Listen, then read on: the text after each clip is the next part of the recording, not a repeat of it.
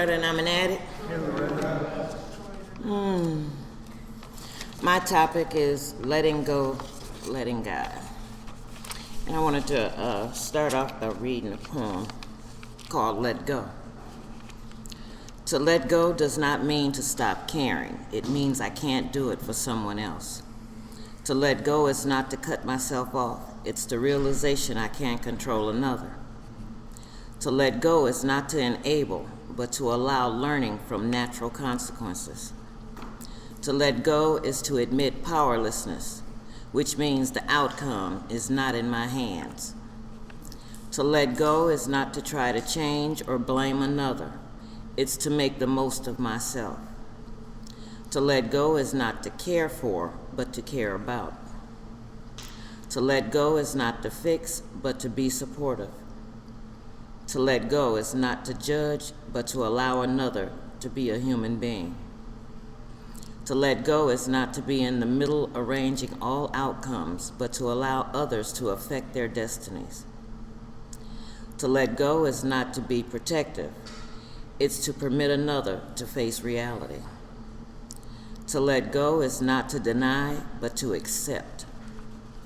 To let go is not to nag, scold, or argue, but instead to search out my own shortcomings and correct them.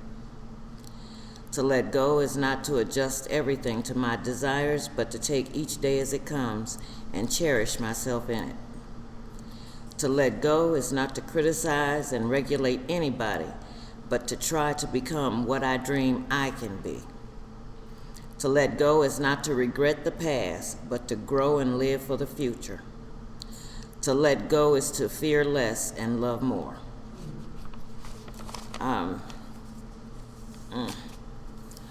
This topic for me, this past year, has gotten easier for me. First, let me say, this August I'll have 24 years clean.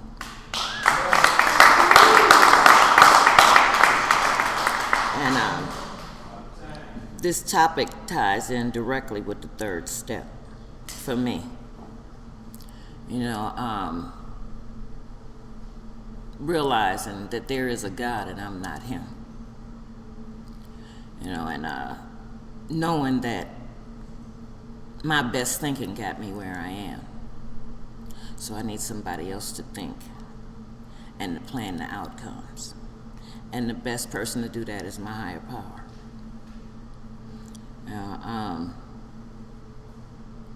Going through this program, you learn how to let go. Thank God it's a process. And as you heard from this poem, there's a lot of different ways of letting go. I had to learn how to first let go of the drugs and believe that this program knew better than me. You know, and the trust that it would work for me just like it worked for other people. I had to learn how to, in this process, let go of my kids. Because they were before me, always. And I had to learn how to let them go and put me first. And that was real hard. It took a good 10 years before I could get that one down.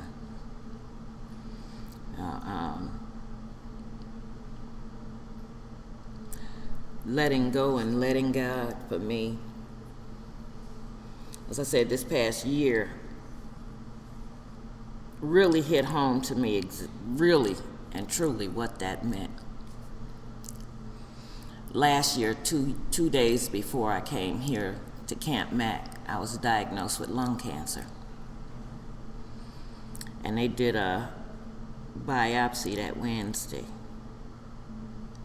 And I didn't know that my lung had collapsed.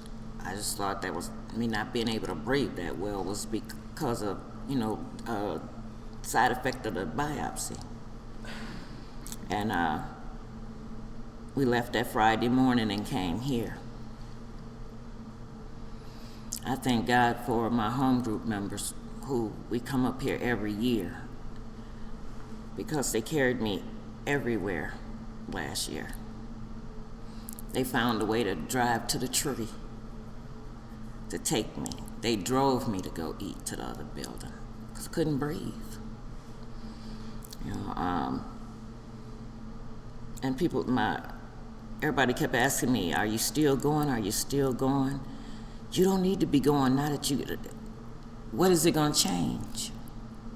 The diagnosis was not going to change whether I came to Camp Mac or not. I couldn't even think when I came. There was no expectations. It was like my brain just stopped thinking. I didn't think about would I get better. I didn't think about would I get worse. All I could think of is I needed to get here. Because whenever I come to Camp Mac, it is total peace for me. I don't think about anything. I don't worry about anything. I just enjoy the moment by moment. And when I got back from Camp Mac, that's when I found out my lung had collapsed and they had to put in a chest tube. And I found out that it was stage 1, but they had to take part of my lung. And I didn't have any insurance. And first, let me say, when I got that diagnosis, it was like this calmness came over me. I had no clue what it meant. Like I said, I didn't think about it. That's just when I look back, that's how I felt. I just felt calm. And the doctor, when he told me that they needed to do surgery, and I let him know I didn't have insurance, he let me know right then and there, I can't do nothing for you if you don't have no insurance. And I didn't know what to do. But I realized now I was overwhelmed. That's why I wasn't thinking. I was just overwhelmed. I didn't know what was going to happen. And all I could do was just go along moment by moment with whatever unfolded.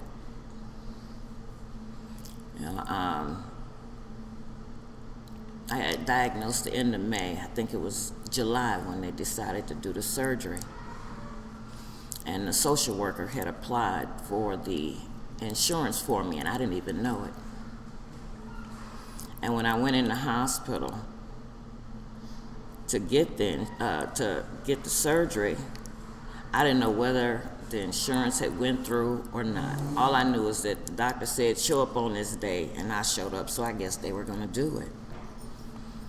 And they did the surgery,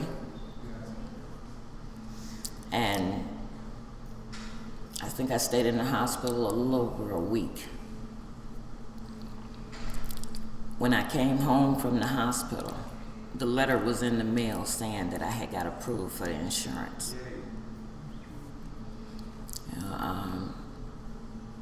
And they let me know I had to do chemo. And everybody's telling me, oh, you're gonna be real sick. You're not gonna have an appetite. And all these different things. My fingernails was gonna turn black and all kinds of stuff they told me. None of that happened. Still had my hair. And I was making jokes. It was like when everybody was telling me, well, you're gonna get sick off the chemo. Well, everybody who know me, I wear a lot of wigs. And I said, well, if I gotta throw up, I'm gonna be cute.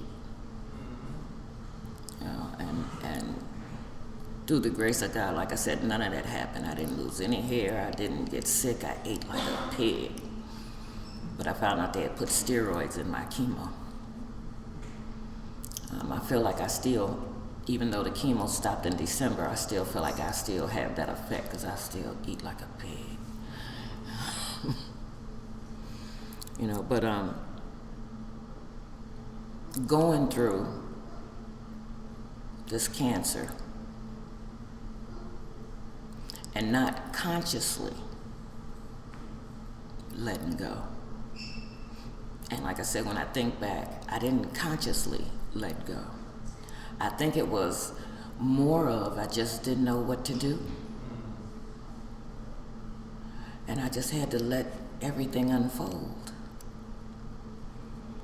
And it's been other instances in my recovery that's been just like that. First, let me also say, when I came into the program, I had a God, but it was my mom's and my grandmother's God, that fire and brimstone. You do something wrong, you're gonna be punished and all of that. And it didn't always work for me, but I had one. And when I came into the program, the sponsor that I had at that time said that you need to define your higher power. So she had me sit down and write on one side of a piece of paper the God that I had then, all the attributes. And on the other side, I had to write down all the attributes that I wanted this new higher power to have. And from that point on, it started helping me to really learn how to rely on a higher power and exactly what it was I was asking of them, what it was I needed, because I had never really thought about it before. You know how you think about it in your head, but it's not really solidified until you actually write it down. And from that point on, a lot of times I relied on God and didn't even know that's what I was doing. When I had 7 years clean, my mother passed. And it was on the day we were supposed to go, and she was being discharged from the hospital. She was supposed to get discharged at 10 that morning, but they called us at 3 in the morning and said, she's taking a turn for the worse, come to the hospital. We didn't find out she was gone until we got there. And that day there was this meeting that I chaired. And it was like I walked around in a daze until it was time to go to the meeting. And when I got to the meeting, I stood up to open the meeting, and all I could say was, my mama died this morning, and just fell apart. I didn't know what I was gonna do. I'm the youngest in my family. And I found out that day that really I'm the oldest in my family, because none of my brothers nor my sister could handle it. And I had to rely on my higher power to give me what I needed to be able to do what needed to be done. And I had no clue on how to arrange a funeral, how you start, none of that. Thank God for this program, because I was able to ask people, what should I do first? And people helped me. Because I found out a lot of times when I just let go when something doesn't happen, if I just let go and have the willingness to ask somebody for help, the answer is always there. My higher power always works through someone to help me do whatever it is I need to do.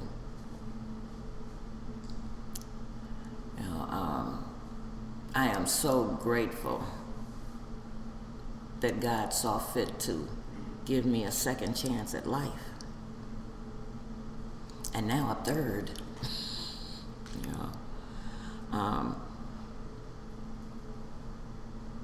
When I had 8 years clean, my father died. I had to do the same thing for him that I did for my mom. 8.5 years, my brother died. I had to do that too. And year before last, my sister died.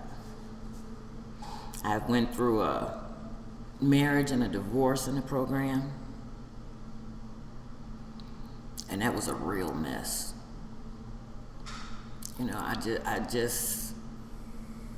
Everybody kept saying, how are you dealing with this? Because it was like, my husband was real insecure and he was threatening, and my name would be bitch in a meeting, just holler across the room. And it was embarrassing. I was terrified. I didn't know what to expect. I didn't know what to do. And I went along with the motions. And whatever it seems like the best thing for me to do, or somebody suggested, I took those suggestions. Because again, I didn't know what to do. I can look back now as that was really just having faith that everything was going to be all right, even if I didn't know what that was. And the experiences I've had since being clean was my proof that everything was going to be all right. It may not be the way I wanted it to be, but it was going to be all right. And it was something that I could live with. Because when I thought about it, sometimes when things happen, the best thing you can do is just accept and have a positive attitude, because you have a choice when a situation arises. You can either go through that situation and be miserable, or you could try to make the best of it to where you try to go through it with some grace.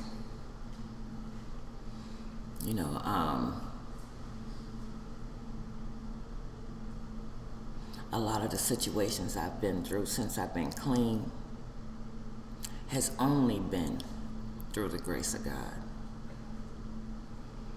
Sometimes I felt like I went through some experiences and I was just in a daze and I just walked through. Because even now, even though I know it was God, I still sometimes can't see how I made it through some situations. And I knew it had nothing to do with me. My higher power was carrying me through. And it reminded me of that poem, Footsteps in the Sand. He was carrying me because I didn't have a clue. And I've come to find out things go a lot easier for me when I allow God to run everything. When I don't try to fix something. I haven't had income since May of last year. And I had put in for Social Security.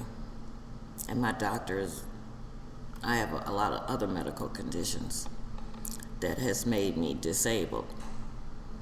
And I'm still waiting on Social Security. March of last year, my son-in-law is a realtor. And out of my children and myself, I was the one who didn't want to buy a house. And through the grace of God, the last few years I had been working, and I had just filed my income tax and got my income tax back. And my son-in-law kept saying, "Ma, why don't you look at this list? I'm going to email you a list of houses. Why don't you just look at it?" And I said, "I don't know a house. Because I wanted to be able to pick up a movie if I wanted to." And he said, "Well, just look." So I looked at the list. This was on a Wednesday night. That Thursday, I seen only one house on the list that I was even willing to go look at. And I say it's probably stripped. So that Friday morning we went, and I looked at the house. Everything was in the house except for the knobs in the kitchen, in the bathroom, and the shower head. Those were the only things missing. It had the furnace, everything. And they wanted $3,000. And it's a brick house, big backyard, driveway, garage, half-finished basement. And I had told him, I said, "Well, okay, let's bid on this house. And he said, well, how much you want to bid? I said, aren't they asking $3,000? He said, yeah. I said, well, that's what I want to bid. He said, well, you can get it probably for about $2,500. I said, bid $3,000. That's what they're asking for. So that Saturday they had to bid. But that Tuesday the house was mine. And I was still trying to come to grips that I own a house. You know, and like I say, even after I did the closing, still didn't want a house. But my higher power knew better. Because like I said, that May, I had the diagnosis, I had to stop working. I still couldn't move in my house until August because I was under a lease on where I was staying. But God knew I wouldn't have an income. There was no way I could pay rent. You know, and that house was the best thing that's ever happened to me. You know, I'm having a lot of issues from the chemo. And once you go through what I went through, like with the cancer, and you take chemo, you never get the strength back that you had before you got sick. And then the chemo stays in your body for years. So even though I stopped taking the chemo treatments in December, I'm still having reactions. There are some days when I shake so bad I can't even feed myself. You know how you go in a room and you forgot what you went in there for? And you turn around and go out and you go back in there, then maybe you remember? Well, for me, sometimes it's days before I remember. And then sometimes I don't remember at all. Some days I have an appetite, some days I don't.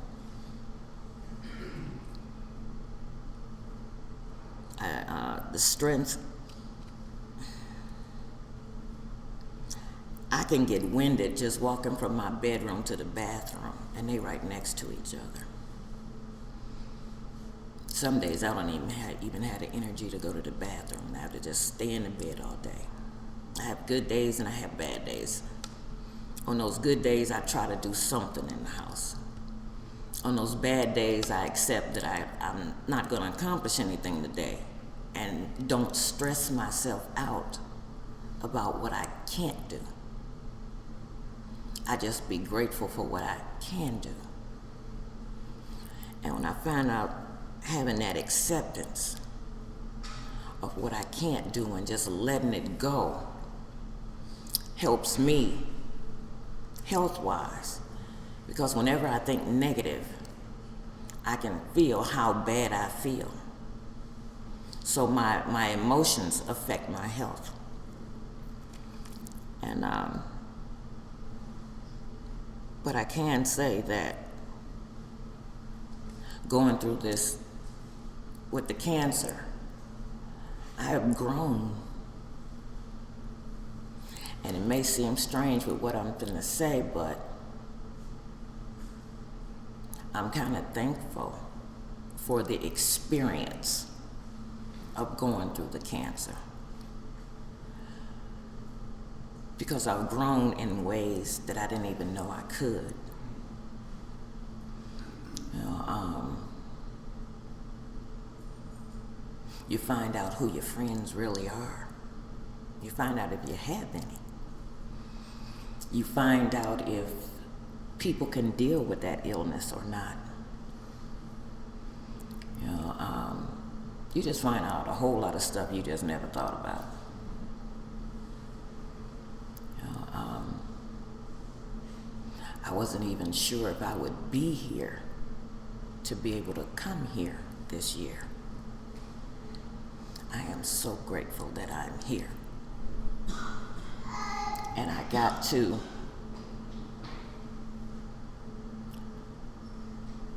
become friends with someone I knew, but didn't know that well, and with someone that I didn't know.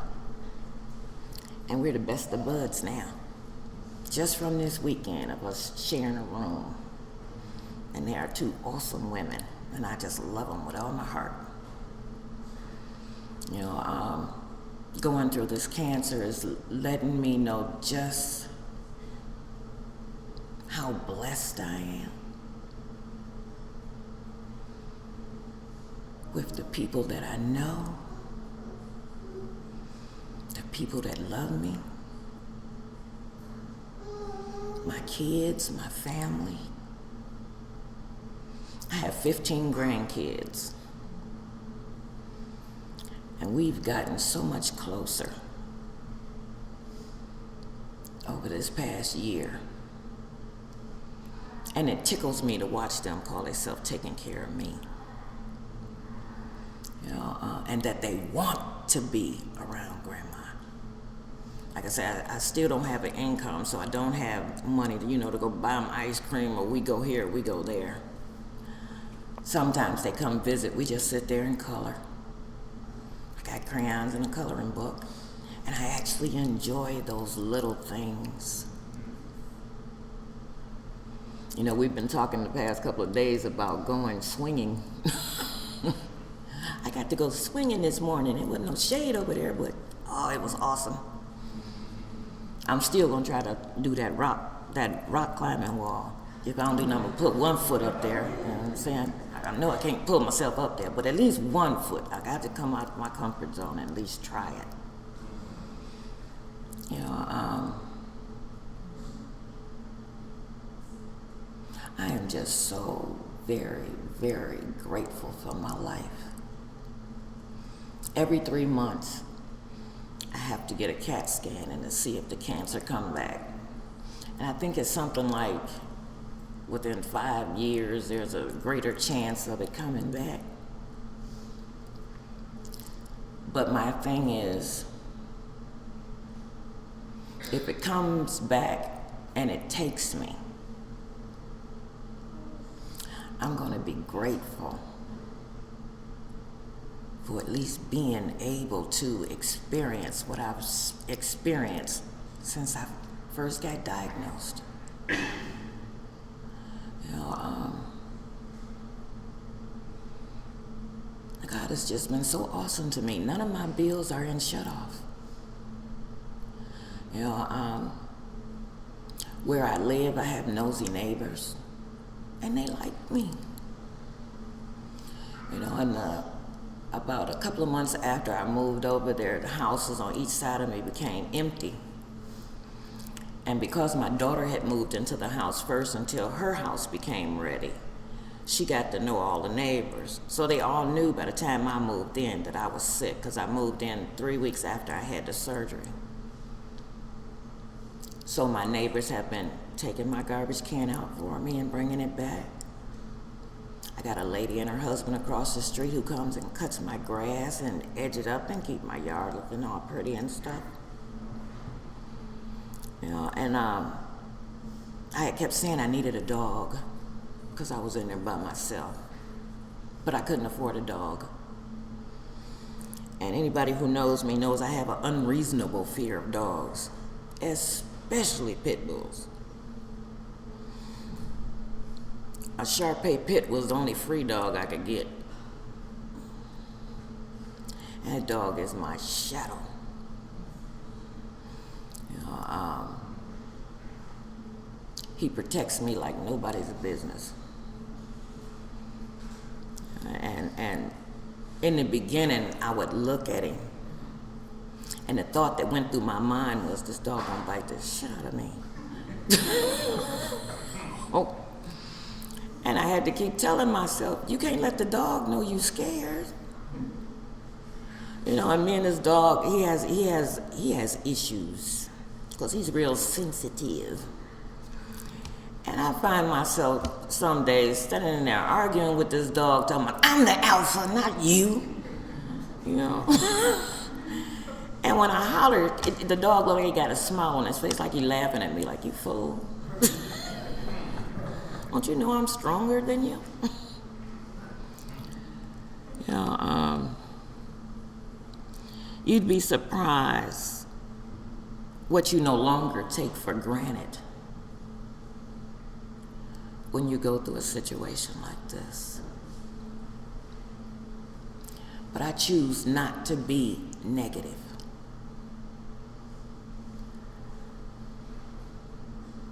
I really enjoy smelling the roses and the coffee. Little things tickle me. Little things.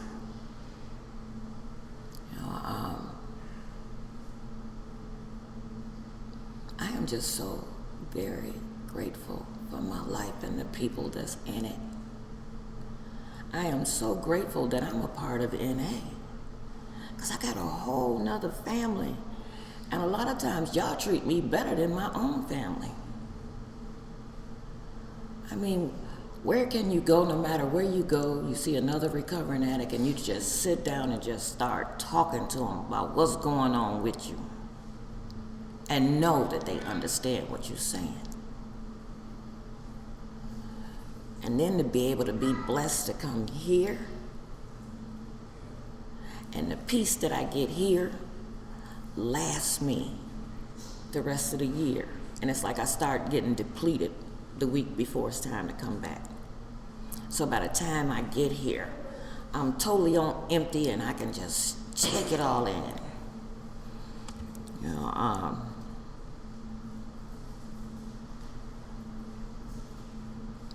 For anybody newer than me, the quicker you accept your situation just the way it is, honestly, and do the best you can, and know that you're not running anything, your life will be much easier for you. Because that's what I've come to experience. I don't run anything anyway. I'm not the one who decides that I wake up in the morning breathing.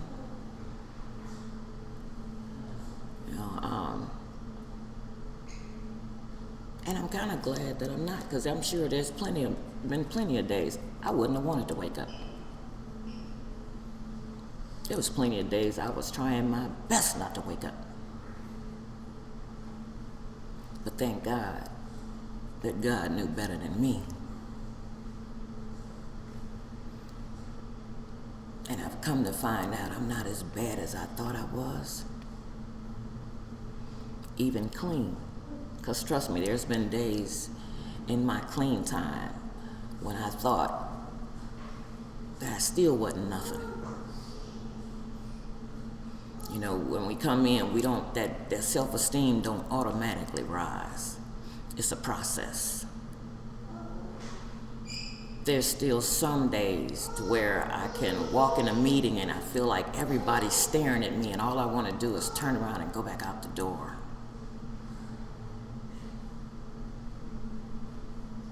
But it's gotten much easier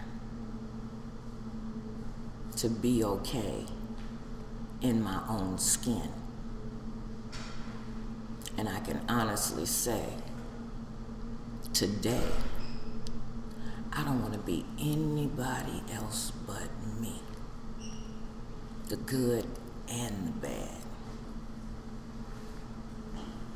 Because I finally came to realize the only person's opinion that matters about me is me.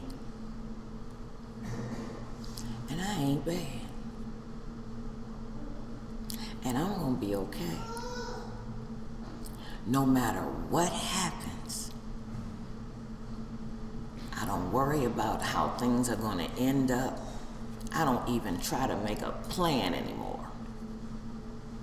I just let it be, and if however it turns out, that's the way it is, then that's just the way it is. Okay, let's see how happy we can be in this situation. Because really, if it's our time to go, we can't stop ourselves. And when you think about it, we really don't have a choice. Unless we hasten our own demise. But when it comes to a choice on whether we live or die, without our hand in it, we really ain't got nothing to do with it. Somebody else is running that. So the best thing you do is just accept the life you've been given and enjoy it while you got it. Because you may not be here tomorrow.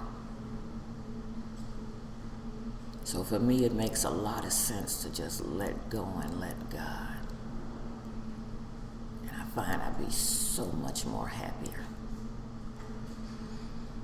So that's all I had to say. Thanks for letting me share.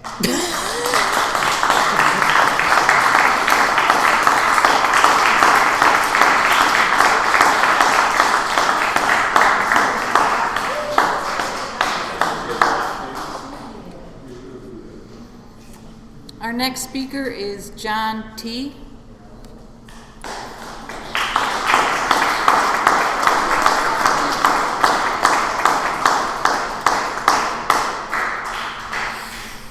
I'm an addict named John. Hey, John. I'm grateful to be here and be clean today. Let go and let God. You know, this year has brought about a lot of changes already in my life. It's been an active year, and I've had some experience in letting go of some stuff and learning how to let my higher power take control. Real early in the year, I was sharing with another addict last night. I had a real good friend of mine that I grew up with who, you guys taught me around here that if I hang out in a barber shop too long, I'm going to get my hair cut. So I shaved my head. I thought I'd get away from that. But, he was acting out on some behaviors that I didn't want to be. That's not who I wanted to be. I wasn't okay with it, I wasn't okay with my best friend that I grew up with kicking his wife and 3 kids of hers out on the street to move her sister in. I wouldn't pat him on the back and say, you did the right thing. And I had to evaluate how important that relationship was with me and decide that, you know what, that's not who I want to be. I've got to let him know how I feel. And just let God take the wheel there. Whatever happens, happens. And, today, we don't talk. He doesn't see me as somebody worth talking to today. And I'm okay with that. Because I'm going to keep doing what I need to do for me. And if at some point in time he changes his mind, I'm going to be there for him still. I still love him like a brother. That hasn't changed. There was some issues at my job where I thought I was gonna fix things because that's what I do. I found out that the raise I had been promised 3 months prior and told that I had gotten, I never got. I get direct deposit, so I don't look at a pay stub every week. I've learned from my mistakes, though. And, when I found out I was getting shorted that raise, ego kicked in big time. And,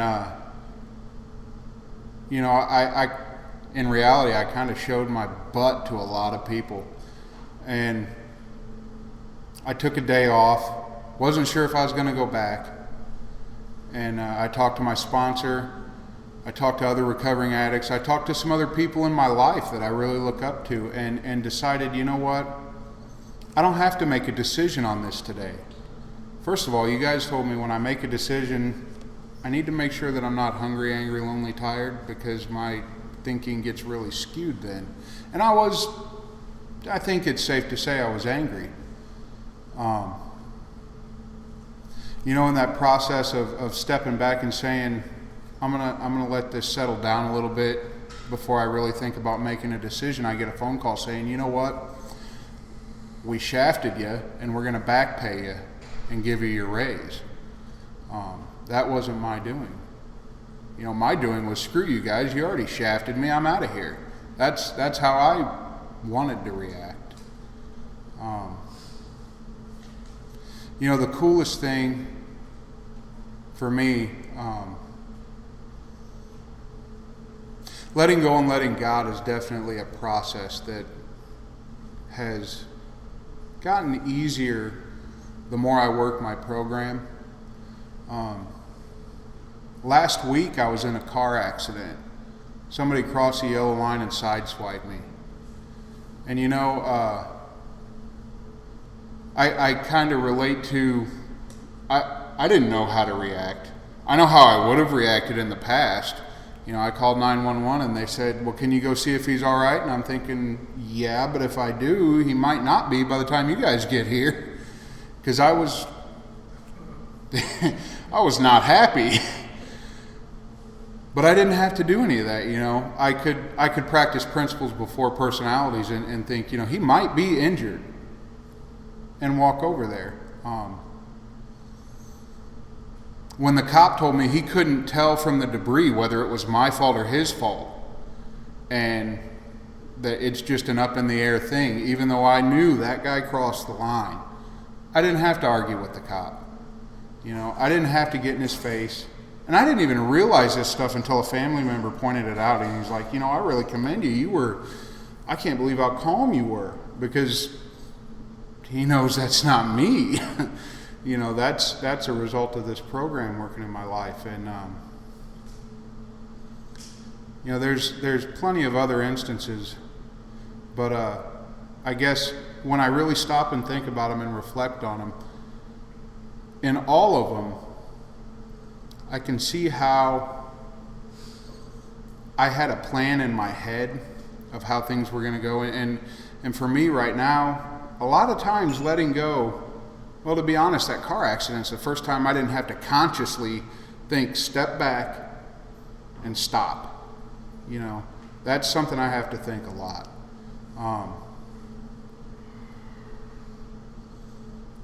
But when I look at the plans that I've had through these different events in my life, boy, they sure didn't turn out the way I thought they would. By me sitting back and letting go of that control and finding some acceptance for something I've been saying a lot lately, is it is what it is. Finding some acceptance for that and finding out, where do I go from here, rather than how do I change? Well, I have a part in changing it, but I don't have control over the outcome. When I can remember that and get myself out of the way, you know, things turn out a lot better than I could have ever hoped. Twice in my life now, you know, if I followed my plan all the time, there's two different instances that I was done. I didn't want to be here anymore. You know, a couple months ago in recovery, I don't even know what was so bad in my life. There really wasn't anything, but I guess some complacency was in there somewhere, because I'd just had enough. I'd lost my feeling of gratitude, and I was ready to cash out. And you know, I can look at that and I can see the God of my understanding at work in that instance, because I called a sponsee who lives real close to me and said, hey, thinking about going to this meeting, you want to go? And there was no hesitation. There was no, well, I worked a lot of hours today, you know, yeah, let's go. And we go to the meeting, and I'm sitting up there and I'm listening to the Just for Today reading, and I'm listening to a couple other people share. And for the first time since my very first meeting, I felt like I couldn't sit through a meeting. I had to get up and leave. But because I had brought my sponsee with me, I couldn't leave. I still didn't feel right abandoning him at the meeting, so I went down and sat in the truck. And I sat there and I cried and I prayed. And I thought, you know, I don't know what to do. If I go home, I'm not going to make it through the night. So I found I asked for willingness to get through. That's all I wanted, willingness, you know, just get me through this. And when my sponsee came back out, I said, you know, there's something I got to go talk to my sponsor about. And I went back up the stairs to that meeting, and there stood a group of guys. And, you know, a lot of people in my area were a pretty close-knit group. And it's really cool for me to have people be able to just look at me or just hear my voice and say, something's not right. You know, because I've lived my entire life with those walls up, with those masks on, and to have even a handful of people be able to see through that stuff is really cool. I don't know, I guess my point in all that is if I had control of that situation, if it would have went the way I wanted it to go at that time, I wouldn't be standing here today. But for some reason, the God of my understanding wants me around still. And to be honest, today I'm pretty grateful for that, because I've got 2 little boys that I want to see grow up that, you know, I mean, I'll tell you, I feel about this big admitting that at that point in time, they didn't really matter anymore. You know?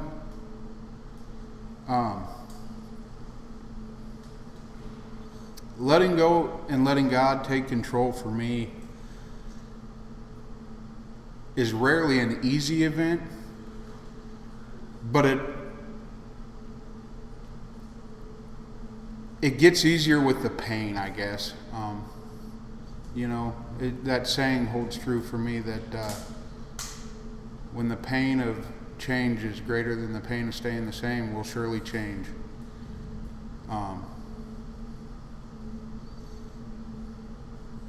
Gosh, I don't know. I don't even know what else to say. I'm grateful for being here, and thanks for letting me share.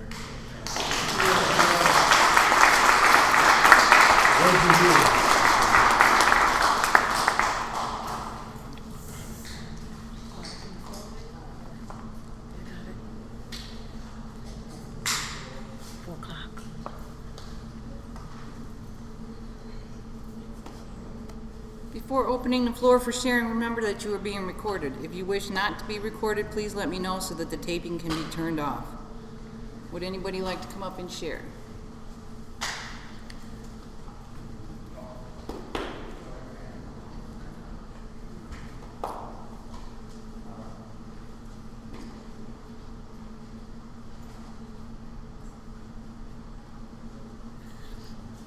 Okay. I've asked someone to read just for today, please.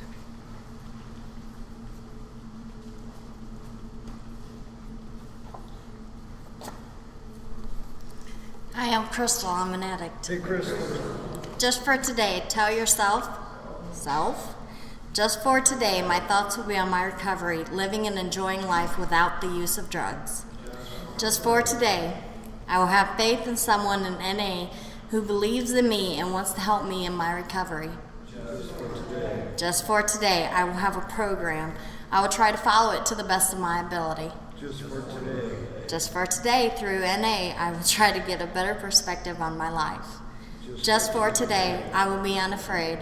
My thoughts will be on my new associations, people who are not using and who have found a new way of life.